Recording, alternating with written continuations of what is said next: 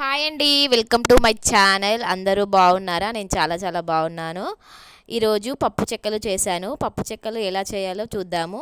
ముందుగా కొంచెం వరిపిండి తీసుకోండి. వరిపిండి మీన్స్ బియ్యపిండి.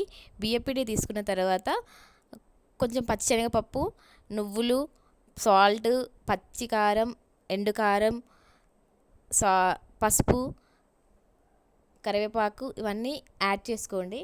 యాడ్ చేసుకొని నువ్వులు కూడా యాడ్ చేసుకోండి. పచ్చెనగపప్పు నానబెట్టాలి. సాబుదానా కూడా కొంచెం నానబెట్టండి, చాలా బాగుంటుంది నమిలేటప్పుడు టేస్ట్. దంచిన వెల్లుల్లి, జీలకర్ర పేస్ట్ కూడా యాడ్ చేయండి, టేస్ట్ ఇంకా ఇంక్రీజ్ అవుతుంది. ఇలాంటి సింపుల్ సింపుల్ రెసిపీస్ కూడా మనం ఇంట్లోనే ట్రై చేయొచ్చు. షాప్లలో కొనుక్కొని తినే కన్నా ఇంట్లోనే మన చేతులతో మనమే హైజెనిక్గా చేసుకొని తింటే ఆ సాటిస్ఫాక్షనే వేరు కదండి. చాలా ఈజీ అండి ఈ రెసిపీ.